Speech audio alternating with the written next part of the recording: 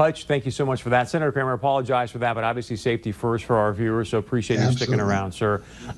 One quick thing that I do want to say thank you to President AMLO is the fact that many people don't realize that illegal immigration at our border is way down. I know you ran on that, and a big part of that is because he created that National Guard in Mexico with 25,000 people.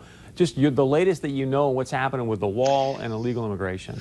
Yeah, I don't know a lot, Chris, other than when there's not a lot of news, it's generally good news. When I've been down to the wall and I see those Mexican National Guardsmen guarding the wall, it's sort of interesting because here we're having this policing debate in the United States where Democrats like Joe Biden want to get rid of the police departments and mayors of places like Minneapolis want to defund the police. Well, just the very presence of a few soldiers along that border has made a lot of difference. Now, throw on top of that, a pandemic and yes, a loss of a lot of economic opportunity, and you have the makings of less traffic. But we cannot forget what can happen in a different scenario, and that's why the wall needs to continue to be built. I think it's probably going slower than Donald Trump would like it to. It's certainly going slower than I'd like it to, but one more reason why we need another term, if you don't mind my saying so.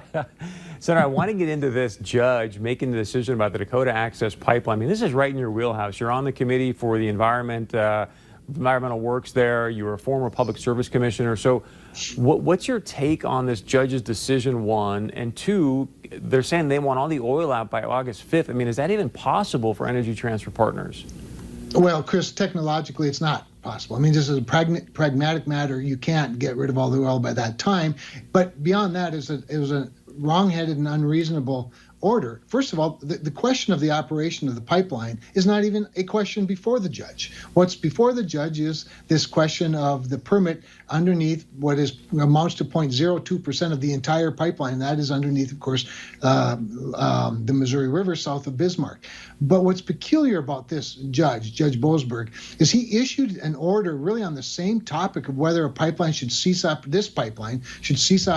during the course production of at the time it was a supplemental to their environmental assessment. Remember, this is a debate about is an environmental assessment adequate, or in this case, now the judge says, no, they need a full-blown environmental impact statement. Well, this question was before him 3 years ago, and he concluded then that the pipeline should remain in operation, and he had a finding in his order that said the Corps has largely complied with the NEPA requirements. And in that same order, he said that in 2017, the lengthy procedural history of this case shows, moreover, that there has been nothing hasty about the Corps' decision-making thus far. In other words, and by the way, that was only supposed to take 6 months, and it took about twice that long. Now he's saying you've got to do an entire EIS, which is a minimum 13-month, more likely 2 years or more process. All the while, he has all the evidence he should need, and that the pipeline has been operating safely for 3 years. And it would be a devastating blow to North Dakota's economy, to the movement of 500 to 600,000 barrels of oil per day from the Bakken, and it reignites all the usual questions. Think of this, Chris, in a $40 per barrel WTI environment that we're in today. That means that the Bakken's already discounted as a result of our transportation costs.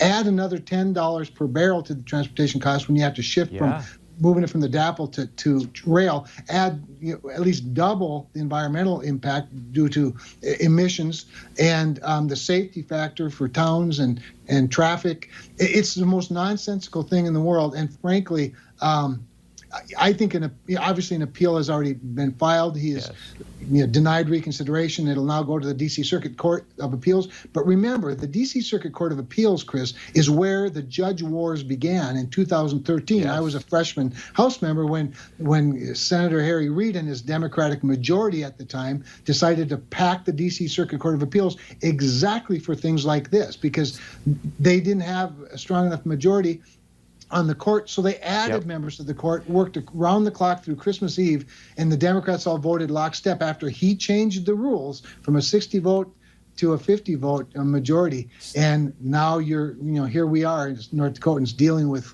that really bad decision back then. Senator, I've got 2 minutes. I got two things I really want you to touch on. And one is this. Think about this for a moment. This judge is making a decision where he's saying that the Army Corps of Engineers didn't, so it's a government entity, right? Which is now forcing a private industry to shut down. I want you to just talk for 60 seconds to that. One more question, but the shiver that sends down private industry spines going, wait a second, I thought the government complied. That's not on me. You're going to shut me down. Well, this is why, Chris, the Department of Justice also needs to get involved in this. They need to defend the U.S. Army Corps of Engineers. It can't just be in Energy Transfer Partners, but it is a shiver down the spine, because not only, it's not just this pipeline. You have this very same week, the Atlantic Coast Pipeline has been shut down as a result of similar tactics. You have the Keystone XL shut down over similar tactics. And what's happened is through judge shopping and manipulation of administrative rules and laws that you're speaking of, and finding the right activists to push the right buttons in the right courtrooms, and you basically shut down America's national security that comes at the heels of America's energy dominance, and we've got to reverse it. Frightening. Senator, last thing that I want people to understand too, have you spoken by chance to MHA Nation Tribal Chairman Mark Fox? Because this is going to have a huge impact on the MHA Nation and 3 affiliated tribes. I have not talked to Mark as of yet, but I hope to reach out to him and talk to him soon.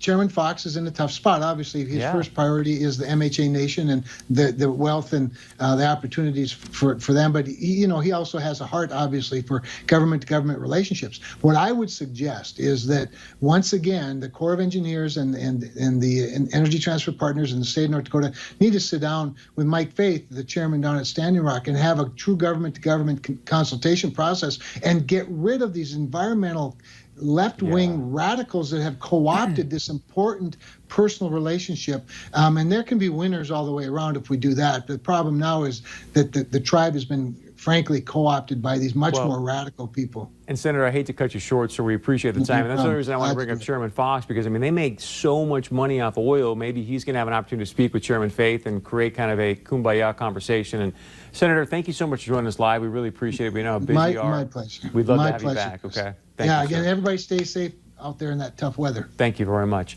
All right, stay with us. With any more new news on the weather, we'll let you know about that. Also, earlier today on Facebook, we asked you, hey, should we reopen the schools here in our area? So we're going to tell you what you told us on that Facebook poll. Also, coming up next, we're going to talk about the beautiful Medora. Stick around, much more coming up.